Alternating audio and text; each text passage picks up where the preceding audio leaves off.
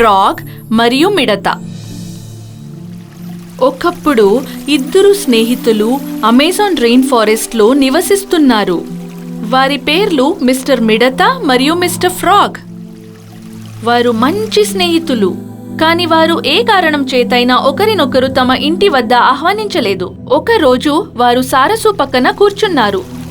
మిడత మరియు కప్ప నెల మీద పక్క పక్కనే ఆకాశం వైపు చూస్తూ అబద్ధం చెప్పాయి.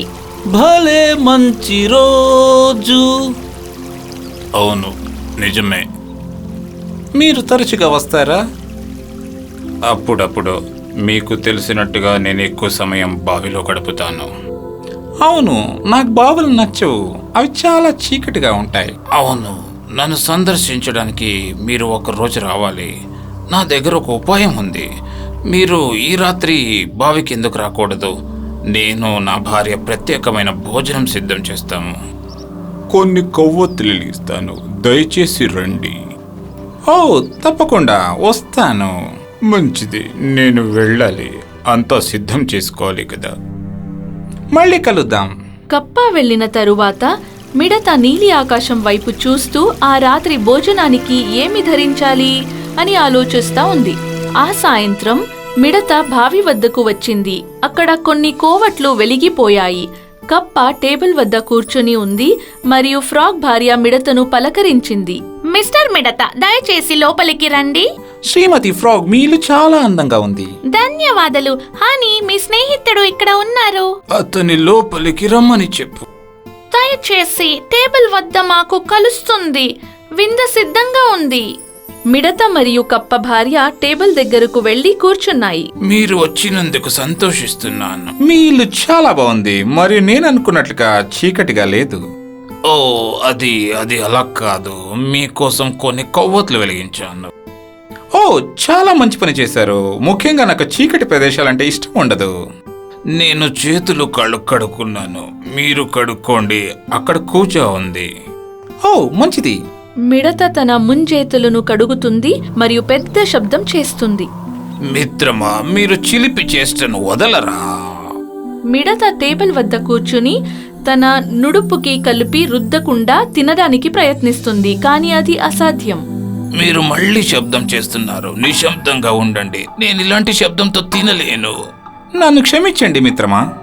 హాని, మీరు అసభ్యంగా ప్రవర్తిస్తున్నారు. గొల్లభామకు కోపం వస్తుంది. నేను ఇలా తినలేను. ఏమైనా నాకు ఆకలిగా లేదు. ఓ, కానీ నన్ను క్షమించండి mister grasshopper. Mrs frog, చింతించకండి. ఇంకో విషయం, మీరు రేపు రాత్రి నా ఇంటికి విందుకు రండి.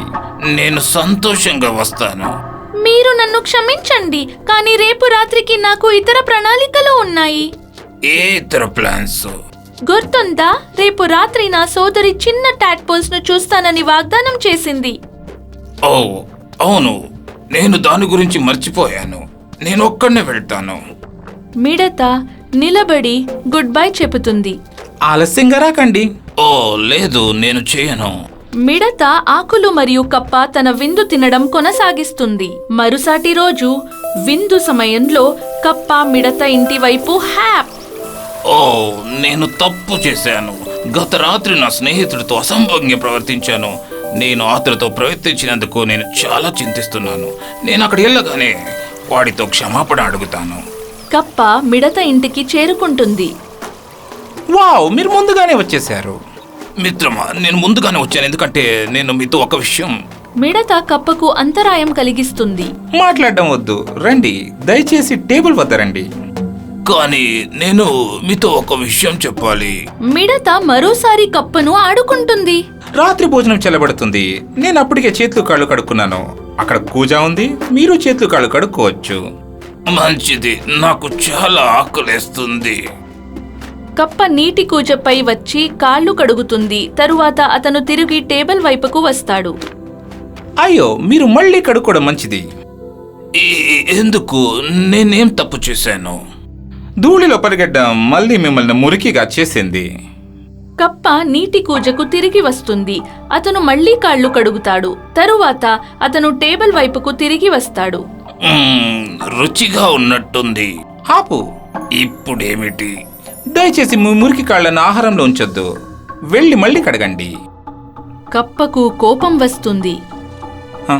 నేను మీతో తినాలని మీరు కోరుకోరు. నా పళ్ళు మరి కాళ్లను తప్పక ఉపయోగించాలని మీకు బాగా తెలుసు.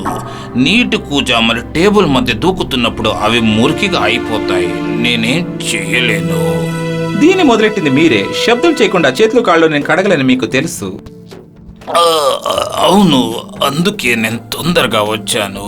మీకు క్షమాపణ చెప్పడానికి. కప్పలు తలుపు వైపు తలలు. ఎక్కడికి వెళ్తున్నారు? నేను ఇంటికి వెళ్తున్నాను. దయచేసి తిరిగి రండి. నన్ను క్షమించండి. మీరు ఇంకా నా స్నేహితుడిగా ఉండాలనుకుంటున్నారా? అవును, తిరిగి రండి. కలిసి విందు ఆనందిద్దాం. మేమిద్దరం ఒక పాఠం నేర్చుకున్నాం. మీరు నన్ను నాలాగే అంగీకరించాలి. నేను మిమ్మల్ని మీలాగే అంగీకరిస్తాను. కప్ప టేబుల్ వద్ద కూర్చుని ఇద్దరు తినడం ప్రారంభిస్తారు.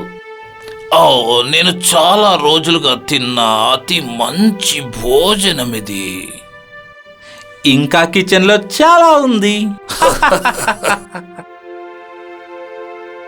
ముగింపు.